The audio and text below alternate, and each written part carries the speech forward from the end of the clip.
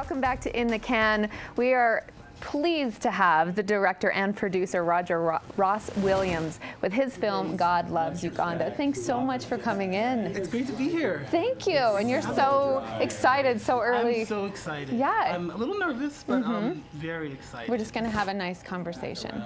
No worries.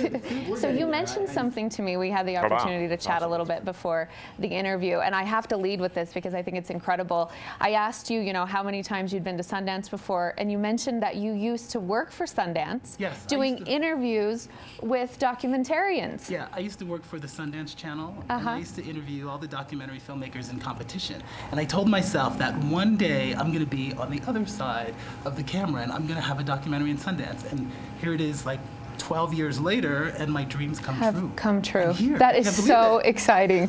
Congratulations, that is just amazing. I love that story, that you just made that goal and here you are. Yeah. It's great. Yeah. It took a while, but I did it. And you actually started working on this film over 2 years ago. It's been with Sundance from the beginning. Tell us about that. Yes, Kara Mertes, the head of the Sundance documentary film program, I pitched her an idea. And I said, I really want to do this film in Uganda. And she's like, let me get you development money so that you can get to Uganda right away. So she gave me the first money to go to Uganda, and that's what started this whole thing. And the Sundance documentary film program has been so incredibly supportive. They have they then gave me a production grant. I did the Sundance Story and Edit Lab. They brought me to the festival a couple years ago as a fellow to meet and make contacts with possible funders. And they've nurtured this project from the beginning. That's amazing. That's wonderful. So how did the story come to you? Where did this idea come from? Well, I come from a religious family. My family, they're all preachers. I've always been interested in sort of the power of religion for both good and evil. And I did a film called Music by Prudence, and which I shot in Zimbabwe. And I was just fascinated while shooting that by how deeply religious Africans are, and how much conservative Christianity has sort of taken over sub-Saharan Africa.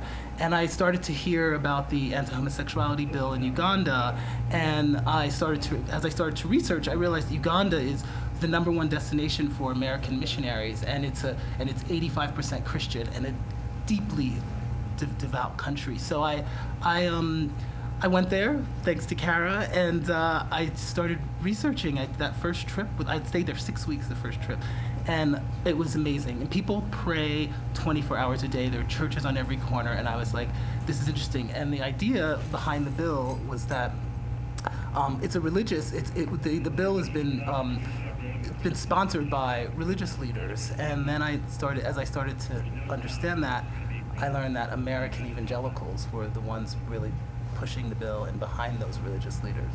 So as you're seeing what's happening there, and you come from a very religious background, approaching the film would have been easy for you to kind of have a biased view, right? How did you step back and let the story tell itself? Absolutely, I could have had a biased view.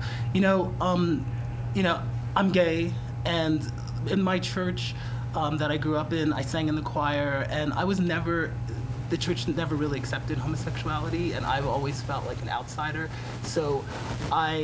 But I understand that religion is open to everyone, and it's inclusive, and that it didn't have to be that way. So I was just really personally wanted to explore this. So it gave me sort of, a different perspective on it, even though I grew up in the church.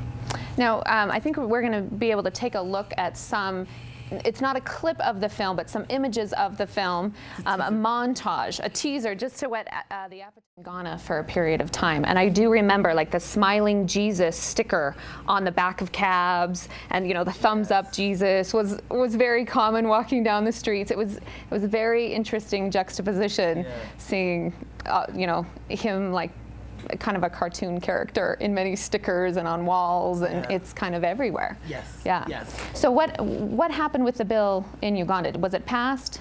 The bill is still it's due to come up for debate in the Ugandan parliament. it was the Speaker of the Parliament was going to try to get it passed. She was calling it a Christmas gift to the Ugandan people. It's incredibly popular. I think 95% of the population of Uganda want this bill passed. It's the death penalty for homosexuals on second offense. There's been a huge international outcry against the bill. Obama has spoke out against it. Hillary Clinton has spoke out against it, and I think there's a little pushback, and financially it's costing the country money and aid money. So we don't know what's going to happen, but the Parliament's coming back in a few weeks, so it could come up for a vote in a few weeks. So do you feel like this film, I mean, that's one reason that I love to talk with people who make these incredible documentaries, is because it can evoke change. I mean, it tells the story, but it does evoke change. What is your goal with this film?